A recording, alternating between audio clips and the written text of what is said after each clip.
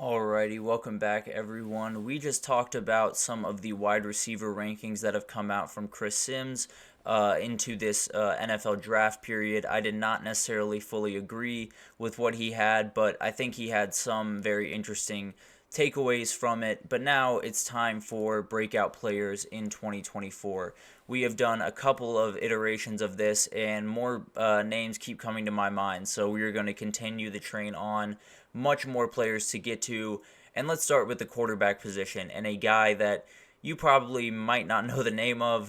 He definitely is a little bit under the radar, but Rocco Becht over at Iowa State, the guy under center for them, he might be the most overlooked quarterback in the country. I think another guy in the Big 12, Garrett Green, would have a lot to say about that. But Rocco Becht had a really solid year last year, 23 touchdowns, 8 picks. He had 3 scores on the ground, so not necessarily gaudy numbers, but Iowa State's offense isn't necessarily geared towards the quarterback having gaudy numbers. So I think it makes a lot of sense. He fits into that offense really, really well, is going into his second year as the starter, which is a huge help, obviously, whenever you can get a couple more reps under your belt and be the guy going through the entirety of offseason. I think that's one of the most important things for quarterbacks going into season. So I think he's someone that could lead Iowa State to a really, really good season and honestly probably play spoiler in the Big 12 a little bit. And I think the guy next to him will have a lot to do with that. The running back Abu Sama the third, I think he's someone that was a little bit under the radar as well. Iowa State is not necessarily a team that gets a lot of national coverage, but very, very talented player that could take another step forward. And then Jaden Higgins on the outside, a very good wide receiver that is a big-time target, and I think it will definitely help out Rocco Becht. I think the Big 12 is honestly wide open. There are a couple of things that could go a couple of different ways that would help out Iowa State's chances here, and Rocco Becht is more than capable of stepping up to that challenge if the chance does arise for Iowa State to make some noise in the Big 12 this year.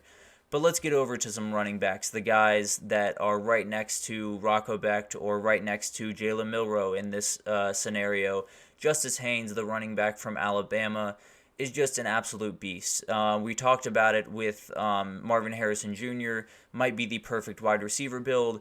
It's hard to find a better running back build than Justice Haynes. He is a bruiser on the inside, but if you let him out in the open field, he can absolutely go. So he is someone that is as all-around of a running back as I've seen as a freshman. I think a lot of freshmen come onto the scene and they look shaky or they look a little bit, tentative at times. He did not. He ran with a lot of confidence. Came on a little bit later in the year last year, but every time he touched the ball, he just looked different. It kind of reminds me, as a Texas fan, it kind of reminds me as the freshman year of Bijan Robinson, where didn't necessarily get the amount of touches that he probably should have been getting, but at the end of the day, when you saw him touch the ball, you were like, okay, there's something different about this kid, and it ended up being the case. So I think Justice Haynes is someone that could absolutely do that for Alabama. They're definitely going to need him next year. I think the passing game, not a ton of wide receivers that are super proven, obviously still a very talented group,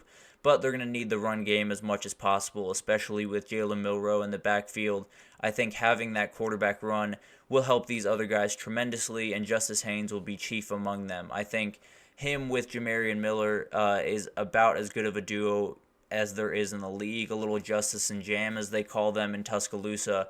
I think both those guys are going to be incredible, but Justice Haynes is one of those guys that just jumps off the page. So he's someone I definitely had to include in this series because he's an absolute beast. He can do so many different things in the run and pass game, and I think he's someone that, whether or not it's this year or in a couple of years, he will etch his name into Alabama history as one of the better running backs that has come through there.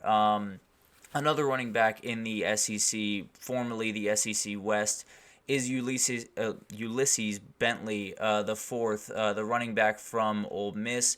He's someone that is super, super shifty and is stepping into some big shoes. Quinshon Judkins, as we've talked about time and again, is on his way to Ohio State, a big-time transfer, and was a big-time player for Ole Miss this past year. but Bentley is more than capable of stepping into that role. I think he is very shifty. He kind of reminds me of someone like Tajay Spears, who came out of Tulane a couple of years ago. Very, very talented guy that can catch the ball. If you put him on inside zones and stuff like that to the interior of the line, it's a little bit tougher on him, but he can still shift and find his way through. Very, very talented. Came over from SMU a couple of years ago and hasn't been the guy, but now is stepping into that role. I think obviously having the spread out offense that they're going to have with Caden Prieskorn and Trey Harris and Juice Wells, on the outside is going to help him tremendously. Tons of running lanes will open, and then he's going to get gone very quickly because the dude can run. He's an absolute beast, and I can't wait to see him in the big-time role after sitting behind Quinshon Judkins these past couple of years. Another guy that has been sitting behind a remarkable running back is Phil Maffa, the running back over at Clemson. He was obviously sitting behind Will Shipley, who was one of the best running backs in the entire country. Hard to argue with having to sit behind that guy, but now it's Phil Maffa's time. He can finally step into that big-time role. He was mainly used as kind of a goal line or third down guy last year, but now it's his time to shine. Now it's going to be a lot more touches coming his way, and I think the one big benefit for him is Garrett Riley is going into his second year as OC of Clemson, so he now has the ability to kind of get his hands into the offense a little bit more, get a little bit more comfortable, understand what Cade Klubnik does well, and then Phil Maffa can kind of play off that. So if Phil Maffa can get the TCU Garrett Riley and get that play calling, I think he's someone that could absolutely burst onto the scene and possibly bring Clemson back to where they probably should be, which is at the top of the ACC, playing for that title pretty much year in, year out, not winning 9 games and missing out on the ACC title. So I think Phil Maffa is going to be a huge player for them, and I'm very excited to see what he can do. A guy that needs to be a big player for his team if they're going to make a run is Tyler Morris, the wide receiver over at Michigan. He is someone that, if he doesn't step up, I'm not sure if there's another guy that will. They are bringing in a couple of very talented freshmen, but at the end of the day, freshmen in the Big Ten is a tough proposition at wide receiver. So I think Tyler Morris is someone that could be a huge-time player. He did score a touchdown in that semifinal game against Alabama. You might remember the crosser that he kind of took up the sideline with a ton of speed and dove for the pylon. A very, very athletic play, shows what he can kind of bring to the table, but obviously did not necessarily play a ton with Roman Wilson and Cornelius Johnson in front of him. It was tough to get the reps that he wanted, especially when you play multiple tight end sets or you play a little bit more jumbo the way that Michigan does.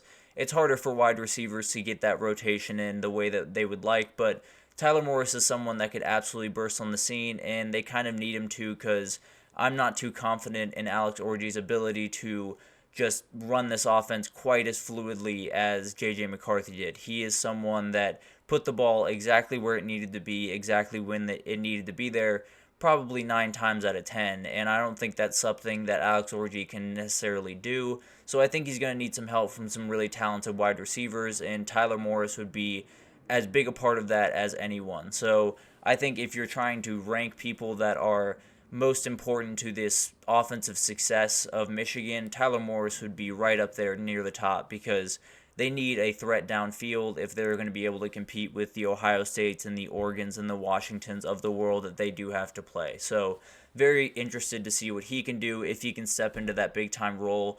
And then a guy that was very, very interesting last year is Dylan Bell, the wide receiver from Georgia. He's listed as a wide receiver. He is a utility player as far as I'm concerned. He just plays football every Saturday, and that's what I love about him. He is someone that can catch, can run, he can even pass. He had 2 rushing touchdowns last year, 2 receiving touchdowns, and threw for a touchdown against Tennessee. So he's someone that they just kind of like to play around with. They have a ton of different plays drawn up for him because when the ball gets in his hands, he makes a lot of really, really good plays. He's a very good route runner. He's someone that you really never know where he's going to pop up on the field, so it makes it really hard to defend him. And then whenever your running back or wide receiver in this case can throw a pass, it's never a bad thing for your team. So Dylan Bell is one of the most interesting players in the entire country, in my opinion. He is someone that can play inside, outside, can play in the backfield, can do wildcat, can return punts if you need him to. He will literally do anything because he just wants to be on the field. Is a little bit undersized. I feel like Georgia has something cooking over there with wide receivers that come in a little bit undersized, ending up being their big-time guys with Ladd McConkey last year, obviously. And then Dillon Bell, I think, will probably be the go-to receiver for Carson Beck. They had a very, very good connection a year ago, and I think he's someone that Carson Beck will be looking towards a lot in 2024. And with the way that offense, I think, is going to run, Dillon Bell could be someone that definitely bursts on the scene. It'll definitely be more of a spread-it-out type offense, so not necessarily a ton of targets going Dillon Bell's way, or at least definitely not the majority of the targets. They will be spread out all over the place, but he is someone that when they need a third down, when they need a play, I think that's where Carson Beck will be looking almost immediately. So very excited to see what he can do. He's someone that whenever he's on the field, just watch out for 86 because he's going to do something really cool. And then a tight end to end it out here. We have Jaleel Skinner, a guy that came over from Miami, is now at Louisville, was a very, very talented guy coming out of high school, a 4-star with just a remarkable catch radius. I think his wingspan was 80 inches, which is just mind-boggling stuff at tight end.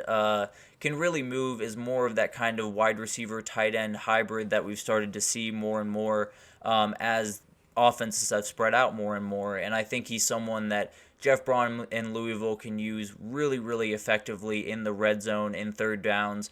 Tyler Shuck is the big question mark here. Can he put the ball on target, on time to Skinner and to everyone else in that group? Because it's a really talented pass-catching group, which almost lends itself more to Skinner being able to be a big part of that offense, because when you have to spread out the defense and guard, 3 wide receivers all the way out to the numbers, then the seams open up and the tight end can do a lot of damage over the middle of the field. And I think that's where Jaleel Skinner will likely be a big part of that offense. I think he's someone that might just be the bridge from Louisville having a good offense that they can, make some teams nervous at times, but not necessarily be super explosive, to be a team that's really elite when it comes to the offensive side of the ball in the ACC. I think he is a huge game changer for them if they use him correctly and can kind of garner that talent that Miami kind of struggled to fully get a grasp of while he was there. But new scenery can always help a team, or can always help a team, can always help a player. So I think it'll be very interesting to see what he can do. There are so many guys across the country that are going to make huge impacts for their team on the offensive and defensive side of the ball. So don't expect this series to stop anytime soon, because there are tons of guys I was thinking of as I was writing down that list. So we will definitely be coming back to the offensive side. We'll be coming back to the defensive side pretty soon here. So definitely stay tuned for more editions of that. But we're going to take our final break here, and when we come back, we're going to go back to the kind of basketball, football route here. We're going to talk about the top 10 teams from this past year that had a great year in basketball and football. So the athletic department being very happy around this time of year for these teams. So stick with us, and we will be right back with that.